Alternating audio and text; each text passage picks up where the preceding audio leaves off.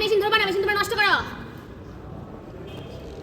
Boutiques থেকে প্রতি বছর 600 টেক্সটাইল ইঞ্জিনিয়ার বের হয় এই জংধর এবং ট্র্যাডিশনাল কিছু মেশিনের থিওরিটিক্যাল নলেজ নিয়ে।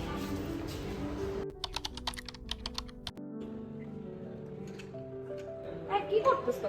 মেশিন চালানো শেখো না, বাচ্চা থেকে কি শিখে আসছো? ইন্ডাস্ট্রিতে মেশিন চালানোর জন্য যে নলেজগুলো লাগে এরা এগুলো শিখেই আসা।